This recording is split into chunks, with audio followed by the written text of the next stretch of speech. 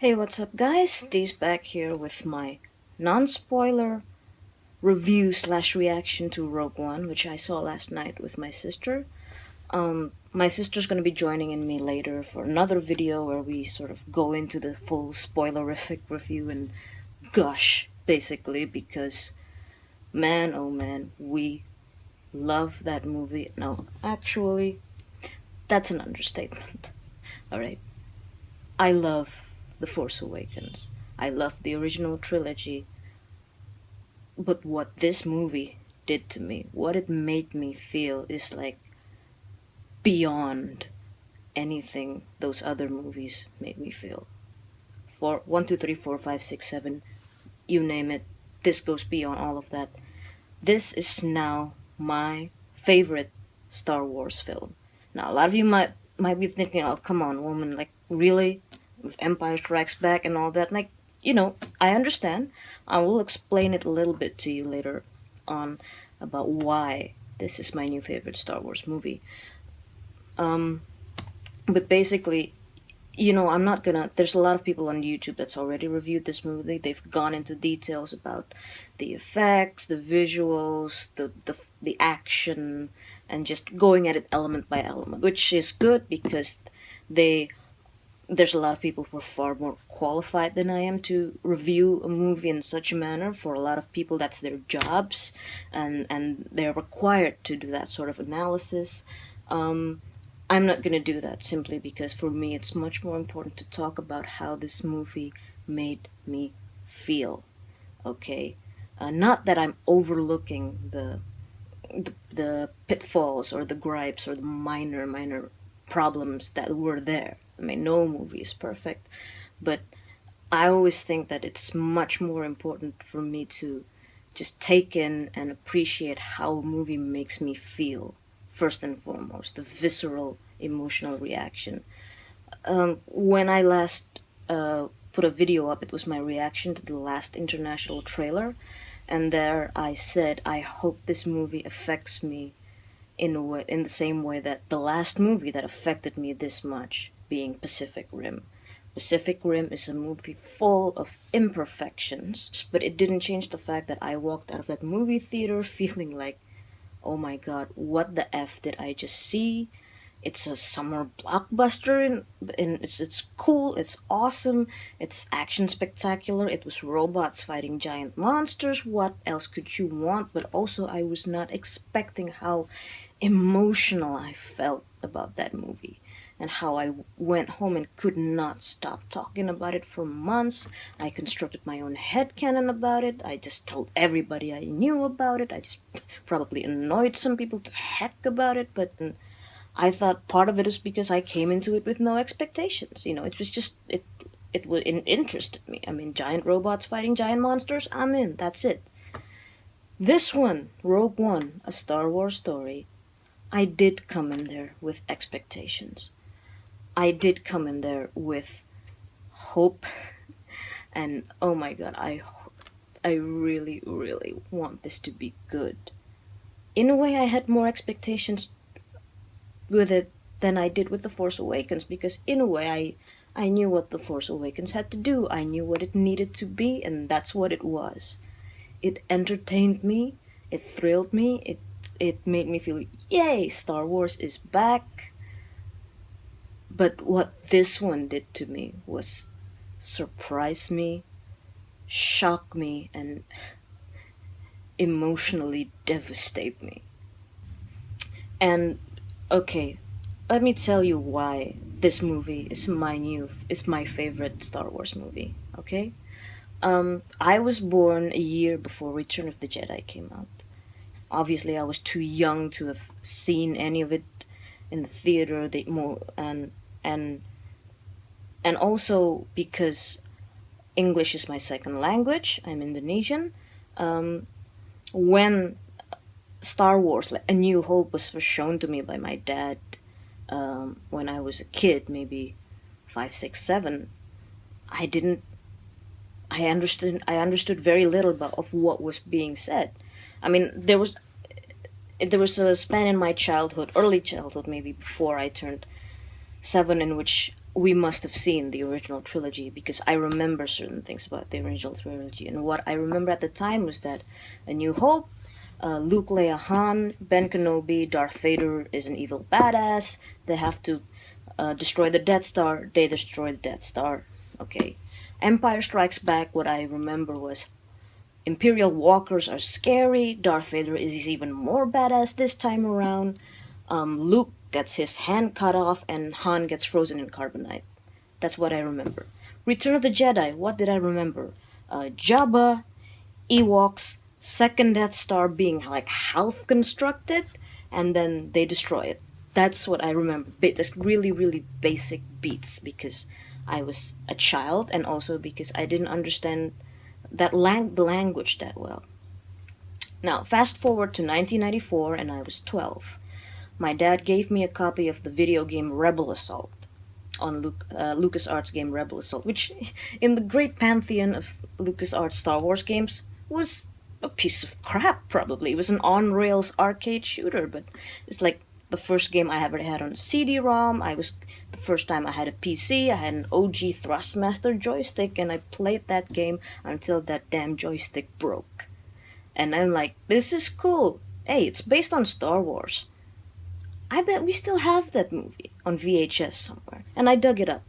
At this point, the only Star Wars that we had was A New Hope on VHS. Not even like an officially home video release VHS. No, it was a dinky VHS that my dad had bootlegged off a laser disc that we had rented.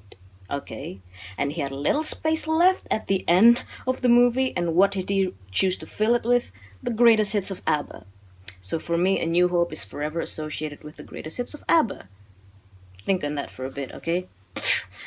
So anyway, as a 12-year-old with a better understanding of the English language, because I've been learning it actively as I grew older, I watched Star Wars A New Hope again, episode 4 again, and I'm like, I understand what they're saying now. I understand why they did this and the actual meaning of the words, and my god, this is a damn good movie. And so the Star Wars obsession started proper. At some point, we went on holiday to the US and we bought the complete original trilogy on Laserdisc. Laserdisc. This is 1995, right? This is before special editions, before Phantom Menace. There was even a rumbling of the Phantom Menace. Oh god, the Phantom Menace. But anyway, so what I'm trying to say is that my relationship with the original trilogy grew over time as my understanding of them grew, you know. So it's like I'm able to look back now and see, oh yeah, I understand now why people say The Empire Strikes Back is the best movie, because yes, I can look at it and see it's such a well-made movie. The story was great, the acting was great, the beats in it, and the way it tempered the victory of A New Hope with the realization that the fight is not over and a lot of sacrifices are yet to be made. But it's not the same as sitting in a theater and experiencing something for the first time and being gobsmacked with it, okay? Being bitch slapped by it. It's just not the same. So, but, I like the original. I love the original trilogy. So essentially, I did not grow up with the original trilogy. What I did grow up with was the expanded universe, especially the novels. Okay, because I loved reading and I was trying to improve, not necessarily, I was speaking English quite well at the time, but it was like more like I wanted to enrich my vocabulary. I was starting to get interested in creative writing, which never really panned out. But anyway, I just thought, all these Star Wars books were starting to become more easier to obtain, whether it's bookstores or Amazon.com. So, bought a bunch of them and started reading them. And started reading them a lot and started buying more and more of them, because I thought that it was neat that even though they were never acknowledged as canon, all the writers sort of, got together with a powwow and also Lucasfilm and decided, okay, we're going to try as best we can to keep everything in the same continuity. But those were the stories that I grew up with. The young Jedi series, the young adult series, the Jedi Academy trilogy, Thrawn trilogy, and later down the line, the Yuzhan Fong and all of that stuff. So that was the Star Wars that I grew up with. That was, for me, that was what made Star Wars so rich, not the original trilogy. The original trilogy was the source material, but what enriched it so much was the expanded universe. So the bulk of my emotional investment in Star Wars was not with Luke, Leia, Han, and they're, for me, they're like great characters, but the bulk of my emotional investment lay with people like Jason, like Jaina, like Anakin Solo, like Mara Jade, and the EU is the reason why my favorite Star Wars character until last night, well, my favorite Star Wars character was Wedge Antilles, because he was an original trilogy character that then got this wonderful arc in the EU through the X-Wing novels by Michael Stackpole and Aaron Alston. Okay, and first there was the Rogue Squadron series in which Wedge basically rebuilt Rogue Squadron, and it was like it was already a legendary squadron because that's the squadron that Luke Skywalker flew in. So he was basically tasked with by the New Republic to sort of okay, we'll rebuild this squadron because they kind of needed a symbol. And so those books were great because they were the story of people who weren't like Force users. They weren't Skywalkers, even though Corran Horn would later become a Jedi. But and those books were more than just space combat. It was like espionage, sabotage, subterfuge, infiltration, disguise, undercover ops. It was humorous. It was witty, brilliant, and some books are more well written than others. I have favorites. My sister has favorites. We quote lines from those books in our daily life. That's how geeky and dorky we are. And after the 4 books, I think, of Rogue Squadron, Aaron Alston came in and did Wraith Squadron. Now, the first book wasn't of Wraith Squadron wasn't that great, but second book, third book, they really hit the stride. They were really, in some ways, funnier than Rogue Squadron. And also, the thing that I love about it most is that when he was reconstructing Rogue Squadron, Wedge had to make political compromises, okay, because Rogue Squadron was a symbol in a way that, okay, I can't have too many Corellians on this squadron. I have to make sure that there's one pilot each from the 2 rivaling Bacta cartels to keep to appease people. So there's a lot of political compromise he had to make in Rogue Squadron. So after that arc, he basically went to Admiral Akbar and told him, look, I have an idea for a new squadron. Give me the misfits, the washouts, the people who are facing court-martial, people who are like miscreants and misfits, people who are and and I want to make a squadron out of those people. Akbar told him, you're crazy, in so many words, but he's like, no, this is the type of squadron that we need. I can't remember his exact motif, but basically he went out and did this like experiment in a way, and brought in all these people that were not your hero types. Okay, you had a pilot who was suffering from severe PTSD. Okay, you had a woman who was really had self-esteem issues. You had a former child actor who used to star in holograph propaganda host for the Empire. You had a doctor who was allergic to Bacta, and so he had to have more and more prosthetics. But these characters came alive for me, and also a lot of them died. In the X-Wing novels, we lost on average 2 characters or 2 pilots per book. Now, they were not afraid of saying, like, you're gonna be a starfighter pilot in the Star Wars universe in a time of active conflict, whether it was against Iceheart, whether it was against Zinj, whether it was against Thrawn, whoever, you're gonna lose people.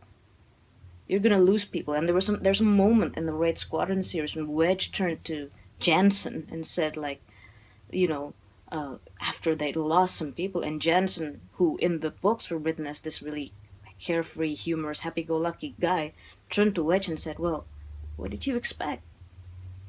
You know, the minute you created this squadron, you knew this was going to happen."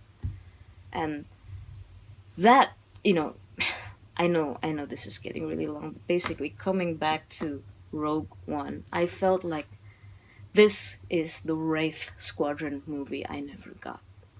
You know, I love that sense of you don't have to be like GI Joe type or GI Jane type of heroic, morally morally straight and clear people to be a hero or to do heroic things, to be more accurate. That these were people nobody would have thought could pull anything off. These were people that other people had disregarded and cast off, and yet they accomplished great things. And when I look at Rogue One, when I first saw the first ever cast picture of Rogue One, the one that they were all in this hangar in Yavin 4. Felicity was in the middle. Diego was behind her. Riz Ahmed was over here, a bit like this, and then there's Jiang Wen and Hadani Yen. The minute I saw that photo, I was in. I'm like, give me this movie. Give me this movie now. This is the movie I want. This is the movie I need. And from that point on, I wanted to know everything there was to know about Rogue One.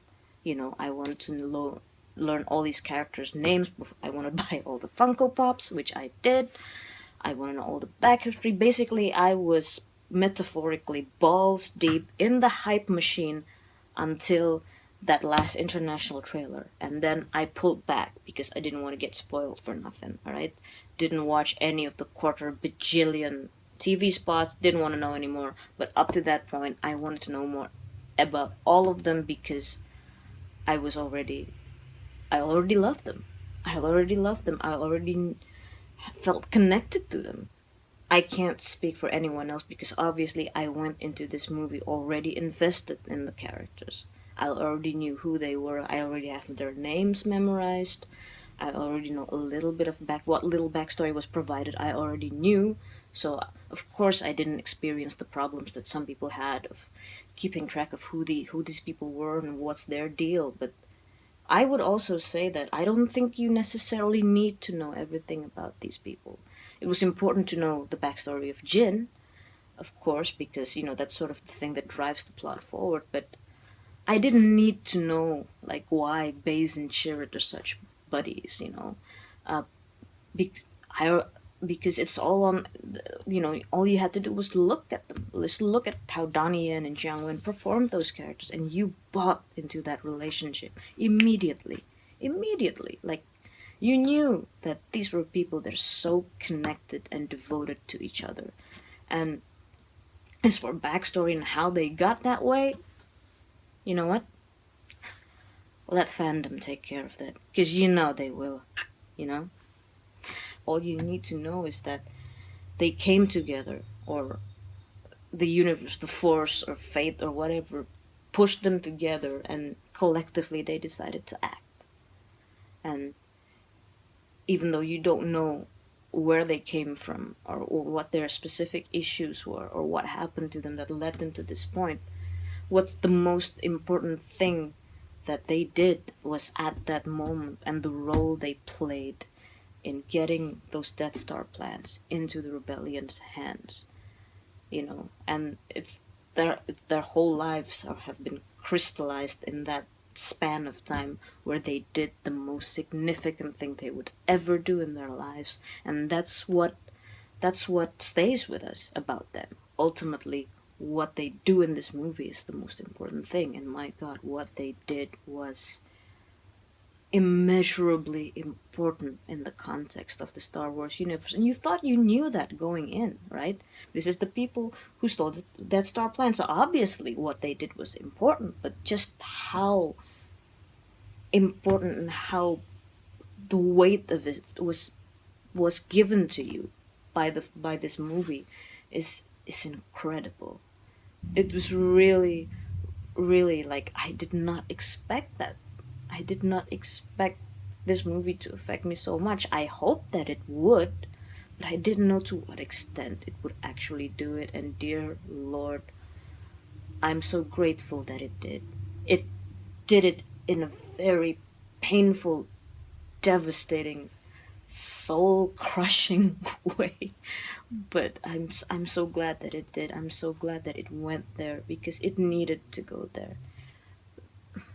When I last did my trailer reaction, I pointed out I hope that I take away from this movie things that give me strength and give me courage and give me resilience. And oh God, I really hope I do because there's so much there that was shown and said and uttered in such a way that I really do hope I can absorb it properly, take it in, and then apply some of its lessons to my life and be a better person for it. I know that sounds so cheesy to say, but that's how it is. That's what Star Wars is for me. That's what this movie is for me. And that is why this movie is my favorite Star Wars movie. This is a movie that I experienced in a theater with all my faculties, meaning my comprehension and my experience as an adult, you know, my understanding of the language, the nuances, and everything that has brought me to that point of watching this movie and being able to experience it for all that it was and all that it was trying to tell me. I always envy people who actually experienced Star Wars in the theaters in 1977. I mean, like, wouldn't that be cool to actually be the first people to experience Star Wars and not having known any of it beforehand and just being able to let that wash over you and gobsmack you? I finally have that experience now with Rogue One. The experience of seeing something so devastatingly awesome that it just takes you over completely. And because of its themes, because of its courage of dealing with issues and the realities of war, it is because it's so immediate for me and so relevant to me, and I'm sure relevant to a lot of other people. And that's why it is my favorite Star Wars movie ever, ever, ever. I don't think that's gonna change with more viewings. I don't think that's gonna change if I think about it more. In fact, I think it's gonna be even more cemented as a favorite. I know that's not gonna be the case for a lot of people. That's fine. We all take in movies differently. We all react differently, and we all react to it and feel about it based on our own experiences. And there's no right and wrong in like liking a movie, not liking a movie. But this is how this movie made me feel.